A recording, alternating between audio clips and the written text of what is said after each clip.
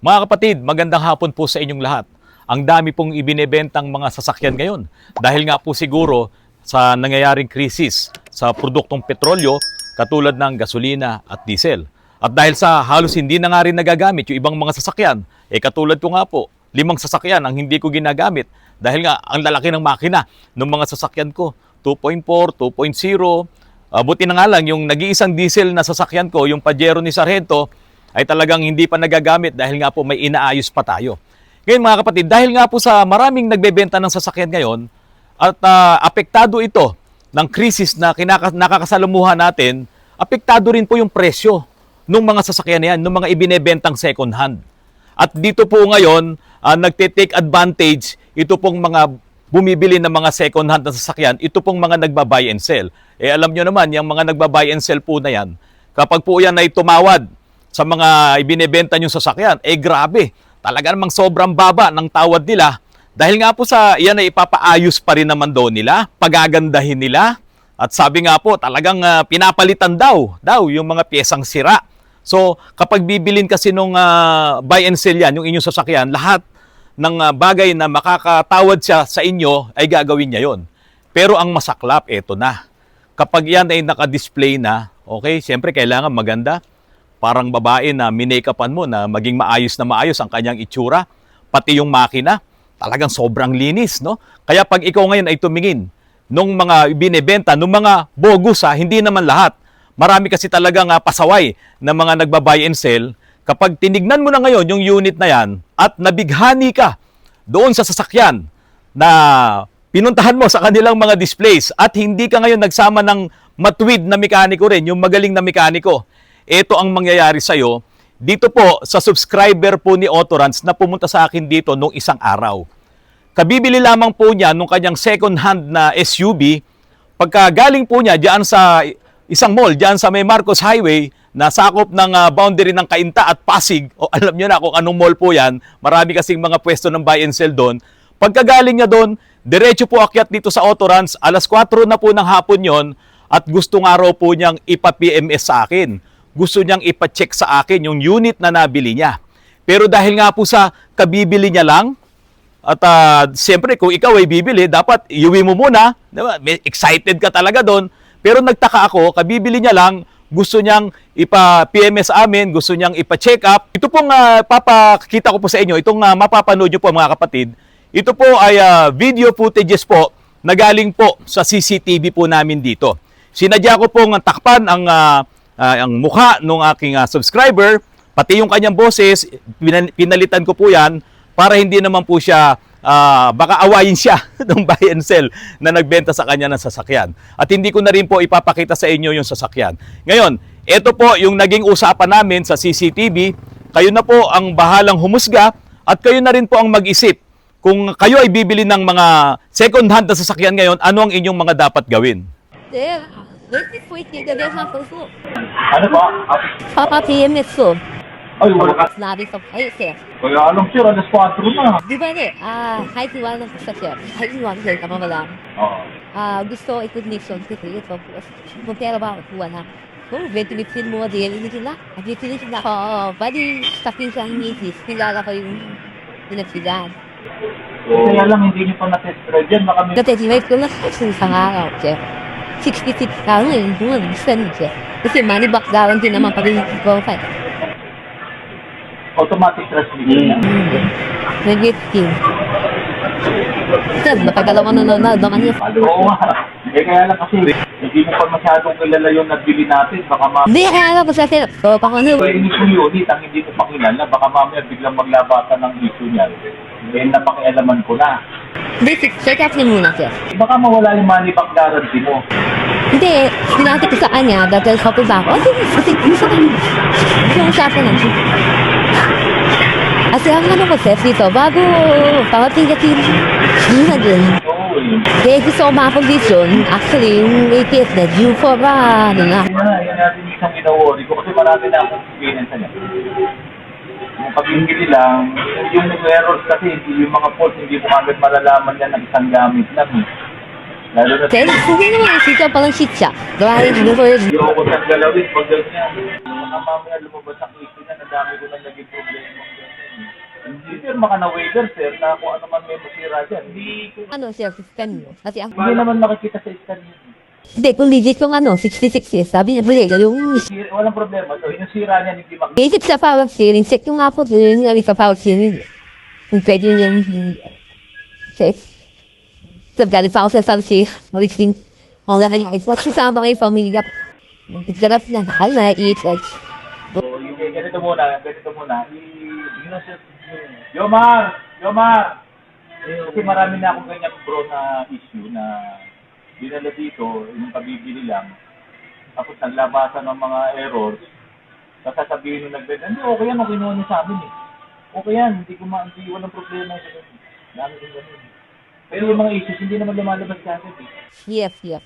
Kaya lang siya, Basta mag-waiver tayo, hindi ko muna gagawin. Tingnan mo na mo. Tingnan mo na. Ang sa akin, initingin mo na. Hindi sir, hindi kasi silip lang yun. Hindi pwedeng silip lang yung mga ganyan issue. Hindi yan kaya, kaya hindi ko yung pakikialaman. Alam mo, change oil ko yan. Yung pinalitan ko ng ATF yan. Hindi naman silip yun. Eh kung hindi ko naman papalitan. Kasi ngayon, siya, ano lang niya, pag check up, yung sa physical mo yung makita yung makita, kasing ganyan. Bagong bili lang kasi, ang gusto ni Sir, kasi may iwan dito. Kaya ang mahirap niya, maglabasan ng issue niya. Tapos tayo dyan. Ikabibili nyo lang. Sa halip na pwede mo ibalik yan sa kanila. Meron nga eh, dito, ikabibili lang, naputulan ng timing belt, ikot na eh. Hindi pa sisilip sa bento. Siya, pwede po ba man? Eh ganito na lang, kung gusto mo ibalik na lang bukas ng umaga para mababantayan mo habang ginagawa. Kasi ayoko siya pakialaman ng hindi ka nakabantay. Eh wala ka nakapasok na tayo. Hindi naman mabilis lang yun. Tulad timing belt bago mo makita yan. Kakalasin mo pa. Kaya ngayon siya, ang gusto ko, pakinggan niya malaki mo na, makinig. Hindi ka naman magre-rely sa silip ng Kaya ngayon, nag-schedule na pakinggan niya rin, ma. Ano pakinggan mo? Pakinggan yung handa sa akin, pwede talaga. Oo, sige. Pasok mo dito para hindi naka...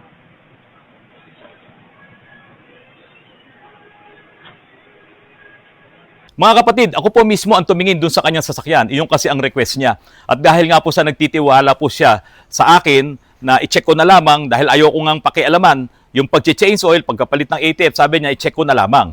At pakiusap niya, na-scan ko. So in-scan naman namin po yan, may mga nakita akong mga trouble codes. Eh alam mo kung itong si Sir, yung subscriber ko, may kasama siyang mekaniko na may dalang scanner, eh baka hindi niya talaga bilhin baka back out na kagad siya kasi may mga trouble codes po tayong nabasa. Okay, so pina-start ko ngayon yung engine. Pag-start ng engine, okay naman, maganda naman yung tunog. Wala akong narinig na unwanted sound o yung mga fuel knocks. At medyo steady naman yung makina. Pagbukas ko ngayon ng hood, no, sobrang linis talaga. Daig pa yung mga sasakyan ko, daig pa yung mga sasakyan nyo na talaga sobrang linis, walang kali-alikabok, walang tagas ng mga langis. No? Mukhang sabi ko, mukhang okay na kasi yung mga na-scan ko naman, mga minor faults lang yon, kayang-kayang i-delete or kayang-kaya namang ayusin.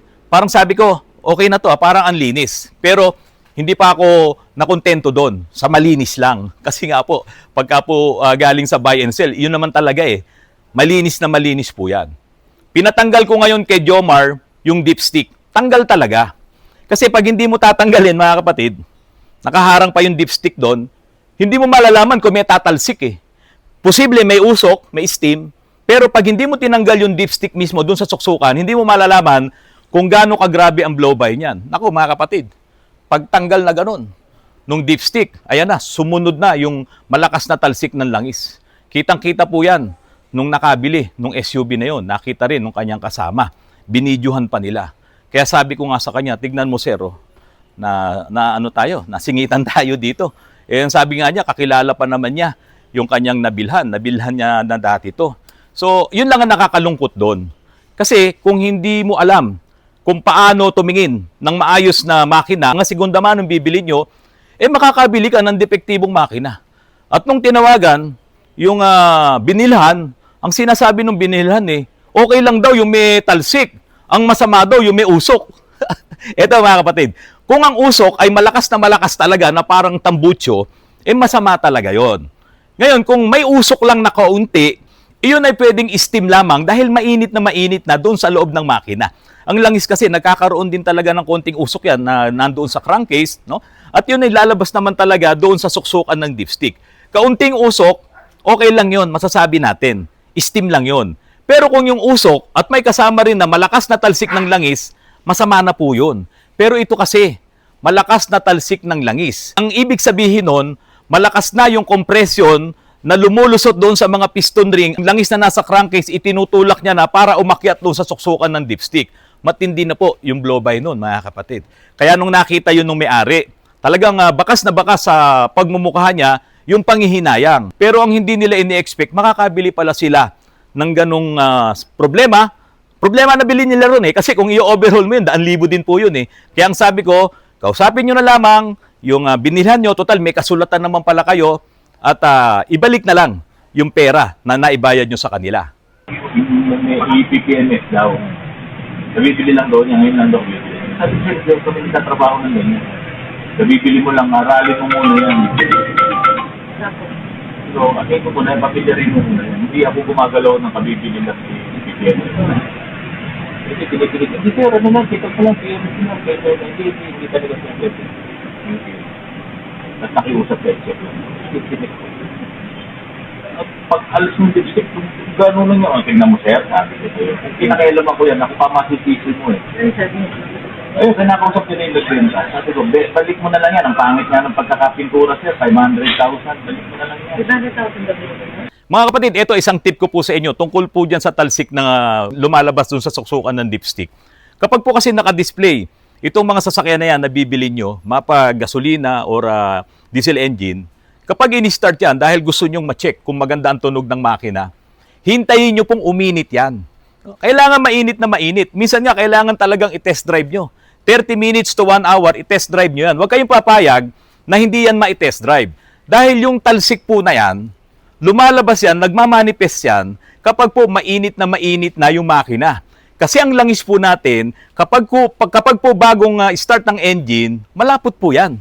No? Yan po yung naturalesa ng mga langis natin. At habang umiinit ang makina, lumalabnaw po yan. Pag labnaw po ng langis, ayan na, yung langis na yon ay itinutulak na paakyat doon sa suksukan ng dipstick dahil nga sa may problema, yung kanyang piston ring malamang, pati yung liner. Lumulusot ngayon yung compression at yung force na yon, yung pressure na yon ang nagtutulak doon sa langis na lumabas doon sa suksukan ng dipstick. Kaya po kung bibili kayo ng second-hand cars, siguraduhin nyo na mainit yung makina bago nyo ngayon i-check yung talsik na at kailangan tatanggalin nyo talaga yung dipstick. Pero merong diskarte sila dyan. Ilang beses ko na rin na-vlog to. Yung suksukan ng dipstick na yon, hinahabaan nila yung tubo para lubog talaga doon sa langis. Kaya pag lubog sa langis yun, talagang walang titilamsik na langis dyan. Kaya napakahirap din po talaga na bumili ng second-hand cars. Lalo na po ngayon. Dahil sa dami ngayon ng mga binebentang sasakyan, dahil sa sobrang mahal nga po ng diesel at ng gasolina, nagsasamantala ngayon yung mga bogus na mga buy and seller. Hindi naman lahat ay bogus. Ako nga, bumibili rin ako ng second-hand Diyan po sa mga kaibigan natin, si Sir Suniga, no? Diyan po sa Balintawak. Ka-rotary din po natin yan. Kaya ako, pag bibili ko ng sasakyan, doon ako naghahanap sa kanya. Ngayon, may binebenta rin akong sasakyan, yung Toyota 86 ko. Baka gusto nyo. Yung sa kapatid ko naman, binebenta rin yung kanyang Mitsubishi Mirage, yung hatchback. No? Ang dami pong nagbebenta ngayon. Pero itong mga binebenta namin, sigurado ito ay mahusay. Sigurado ito ay hindi kayo magkakaroon ng maraming problema.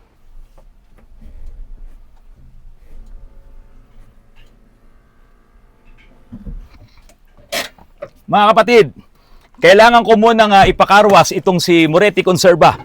Dahil bukas na bukas po ay susubukan ko naman to diyan sa Philippine Arena sa atin pong Summer Blast. Mga kapatid, huwag po kayong magmamadali sa pagbili ng second-hand na sasakyan. Kung kinakailangan humingi kayo ng tulong sa mga kilala nyong mekaniko, humingi po kayo ng tulong. Dahil hindi po biro ngayon yung makabili kayo ng dispalinghado na makina.